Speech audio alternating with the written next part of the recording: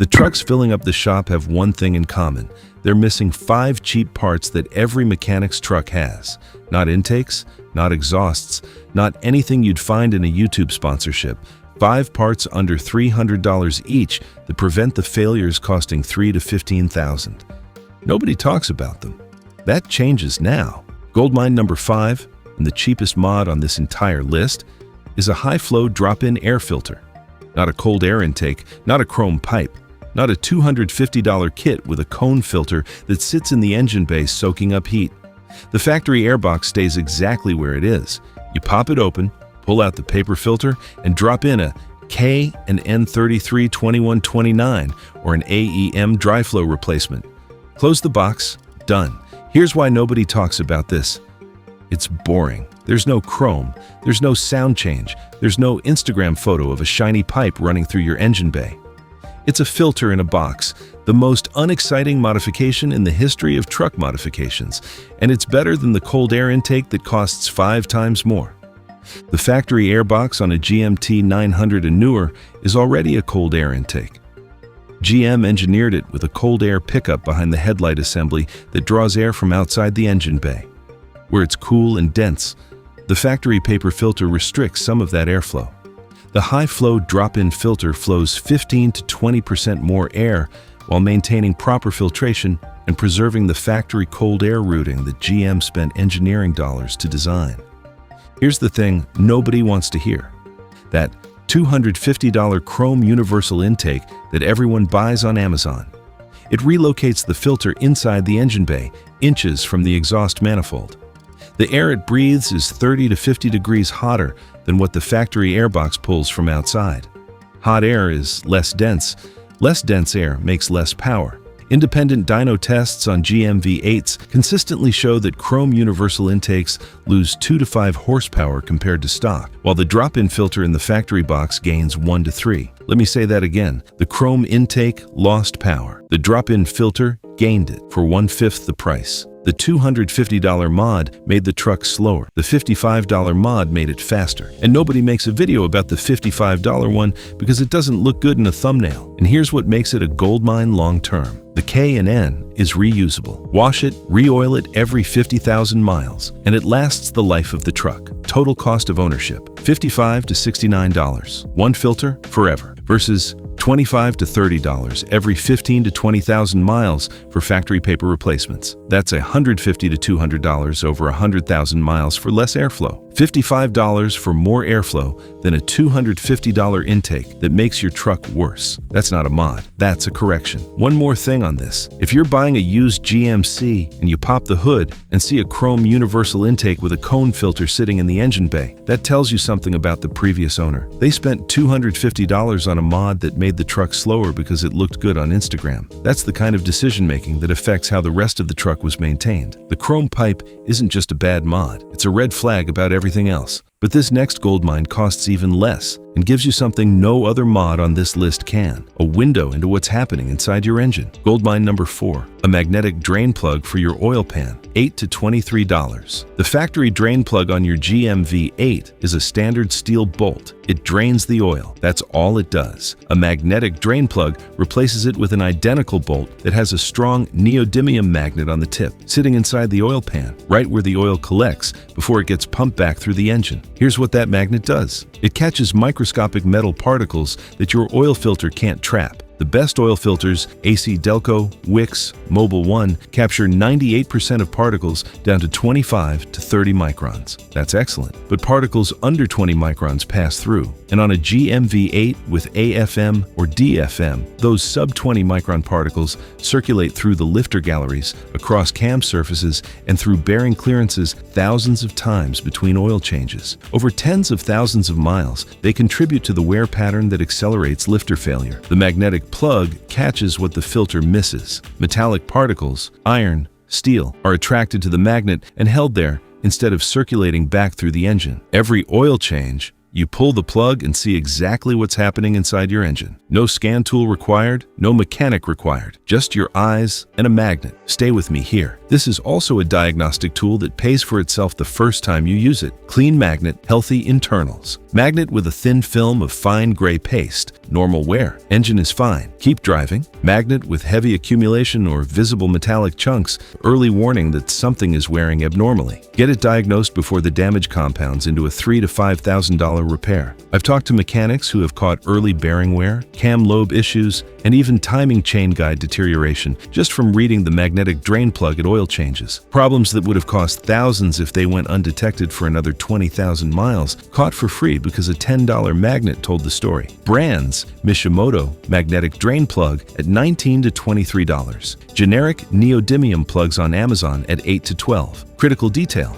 the correct thread pitch for most GMV8s is M12 by 1.75. Do not guess. Confirm your application before ordering. Wrong thread pitch equals stripped oil pan, and that's a repair nobody wants. $8 to catch what your oil filter can't, and a free engine health report every 5,000 miles. Drop a comment. Which of these 5 is going on your truck first? Subscribe for more every week. Let's keep going. Goldmine number 3 doesn't add a single horsepower, doesn't change how the truck drives, doesn't make a sound. And it might be the most important mod on this entire list if you live anywhere near salt. Undercoating your frame with rust prevention spray, specifically fluid film or NH oil undercoating. $15 to $25 per can, 2 to 3 cans per application, $30 to $75 per year to do the entire underbody. Here's the problem this solves. GMT 900 and K2 XX trucks in salt states, the Midwest, the Northeast, anywhere that uses road brine in winter, develop frame rust. It starts at the seams where moisture sits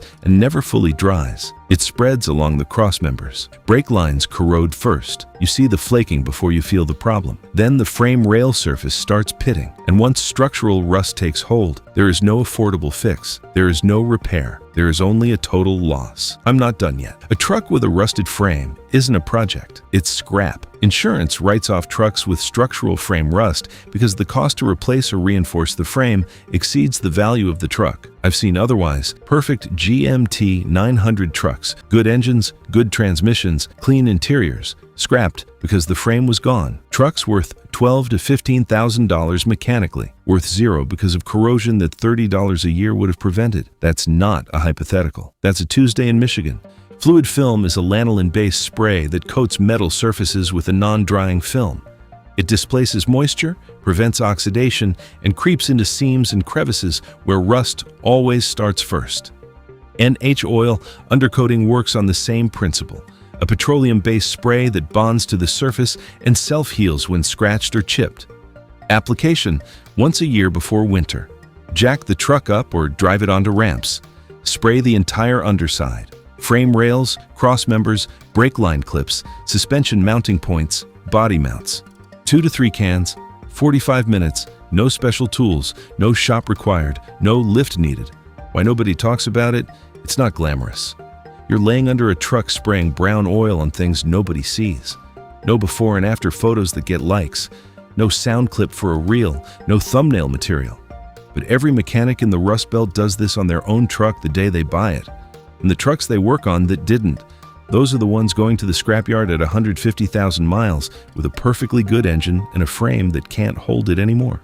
$30 a year to prevent a total loss. The cheapest insurance on the truck that nobody installs. And here's what the progression looks like if you don't protect it. Year 1 through 3 in a salt state, surface rust on exposed steel. Cosmetic, easily treated. Year 4 through 6, rust penetrates seams, brake line clips, and body mount bolts. Still repairable, but now you're spending $500 to $1,000 on rust remediation. Year 7 through 10, frame rail pitting, structural weakening at cross-member welds, brake line replacement required. Year 10 plus, insurance totals the truck. $30 a year stops the clock at year 1, forever. Goldmine number 2, a rear differential breather relocation. $15 to $25 in parts for the full setup. Your rear differential has a small rubber breather nipple on top of the axle housing. Its job is simple: equalize pressure inside the diff as the gear oil heats up and cools down. When the truck is running, the diff gets hot. Fluid expands, air needs to escape. When it cools, air needs to come back in. The breather allows that exchange. Here's the problem. That breather sits about 12 inches off the ground on most trucks. Cross a deep puddle. Drive through a flooded intersection after a storm. Hit a water crossing on a trail. Water reaches that breather. And because the diff is cooling down and actively pulling air in, it pulls water in with it. One event, one puddle. And now you have water in your gear oil. Water in differential fluid is catastrophic. Water doesn't lubricate. It causes the gear oil to emulsify, turn milky, and lose its load-bearing properties. The ring and pinion gears start running metal on metal. Bearings overheat, surfaces score. Within a few thousand miles of contaminated fluid, you're looking at a differential rebuild, $1,500 to $3,000. The relocation moves the breather to a higher point, typically frame rail height or under the bed rail, using a length of hose, a small inline filter, and a couple of clamps. Water can't reach it at that height. Pressure still equalizes normally through the hose. The diff stays dry regardless of what you drive through. At 4 and at 4, ex-owners, this is non-negotiable. If your truck goes off-road, through creek crossings, or even through the deep puddle at the end of your street after a heavy rain, and you haven't relocated the diff breather, you're one water event away from contaminated gear oil and a repair bill that makes you question every trail you've ever driven. Install 30 minutes. Hose from any auto parts store, inline breather filter, zip ties to route the hose up to frame rail height. No special tools, no permanent modification. Completely reversible. But don't just do the rear. The front differential and transfer case have breathers too. Same vulnerability, same solution. Relocate all three for under $40 total, and every sealed driveline component on your truck is protected from the one thing that destroys them fastest: water where oil should be. $20 to keep water out of a $3,000 differential. The cheapest insurance on the truck that nobody installs. And Goldmine number 1, the mod with the highest dollar saved per dollar spent ratio on this entire list. Goldmine number 1, preventive intake valve cleaning on direct injection GMV8s, specifically CRCGDI IVD intake valve and turbo cleaner. $18 to $22 per can. Here's the problem this solves. On port-injected GMV8s, Gen 3 and Gen 4 5.3s, fuel sprays directly onto the back of the intake valves. That fuel acts as a solvent, washing carbon deposits off the valve face with every combustion cycle. The valves stay clean by design. It's built into the system. You don't need to do anything. On direct injection engines, the K2XX and 62L86 and certain Gen 5 5.3 variants, fuel is injected directly into the combustion chamber, bypassing the intake valves entirely. No fuel touches the valve face, ever. Crankcase vapors from the PCV system coat the valves with oil mist. That oil bakes onto the valve face at combustion temperatures. Over 50 to 80,000 miles, hard carbon deposits build up on the back of the intake valves, restricting airflow into the cylinders. You feel it as sluggish throttle response, rough idle, and eventually misfires. Now here's the nuance that matters. The T1X X Gen 5 53L84 has dual injection, both port and direct. The port injectors help keep valves cleaner because fuel does wash over them. But the 62L86 in the K2XX is direct injection only. No port injectors, no fuel on the valves, and that's the engine where carbon buildup is a documented service concern that mechanics see regularly at 60 to 80,000 miles. The professional fix: walnut blasting. A shop removes the intake manifold, blasts crushed walnut shells at the valve faces under compressed air, and scrubs the carbon off mechanically. Cost: $300 to $600 at an independent shop, more at a dealer, and the carbon starts building again the moment you drive off the lot. The preventive fix: CRCGDIIVD cleaner, an aerosol spray that you introduce through the intake tract with the engine running. The chemical formula dissolves soft carbon deposits before they harden into the caked-on buildup that requires mechanical removal. One application every 10 to 15,000 miles keeps the valves clean enough that the professional service is never needed. Here's the math that makes this goldmine number 1. $18 per can. One can every 10 to 15,000 miles. Over 100,000 miles. Roughly $70 to $90 total in cleaner. The professional walnut blast it prevents: $300 to $600 per service, recommended every 50 to 60,000 miles. That's $600 to $1,200 over 100,000 miles. $70 versus $1,000. And your intake valves stay clean the entire time instead of cycling between dirty and freshly blasted every 50,000 miles. This is especially critical if you have a catch can installed. The catch can captures the heavy oil vapor from the PCV system, the big droplets. The CRC spray handles the lighter vapor residue that the catch can doesn't fully capture, the thin film that bakes onto the valve face over thousands of heat cycles. Together, they're the complete valve protection system. The catch can for the big particles, the spray for the baked-on film. Under $50 a year for both. Here's how to apply it. Warm the engine to operating temperature. Remove the air intake tube between the throttle body and the airbox. With the engine running at about 2,000 RPM, spray the CRC directly into the throttle body in short bursts, 2 to 3 seconds on, 5 seconds off. The engine will stumble. That's normal. It's ingesting the cleaner. Use half the can. Reinstall the intake tube. Drive the truck hard for 10 minutes to burn off the dissolved carbon. That's it. 15 minutes, $18. Clean valves. $25 to prevent a $600 service. Spray it every 10,000 miles, and your mechanic never sees your intake valves. That's the definition of a gold mine. 5 mods. All cheap, all overlooked. All sitting on every mechanic's truck and missing from the trucks that fill up the shop. A $55 filter that beats a $250 intake. A $10 magnet that monitors your engine health. A $30 spray that prevents your frame from killing the truck. A $20 hose that keeps water out of your differential. And an $18 can that keeps your intake valves clean for 100,000 miles. Total cost, about $130 if you buy all 5 today. The failures they prevent, $3,000 to $15,000 combined. That's not a close decision.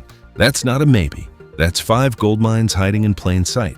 If you want the 5 cheap upgrades that complement these mods, catch can, transmission cooler, differential cover, ball joints, and tonneau cover. Watch 5 cheap GMC upgrades everyone ignores, gold mines. That's the companion video with 0 overlap. And if you want the modifications that go further, watch 5 banned GMC modifications that actually work. Nobody makes videos about drain plugs and breather hoses. Now you know why your mechanic doesn't care. Thanks for watching. I'll see you in the next one.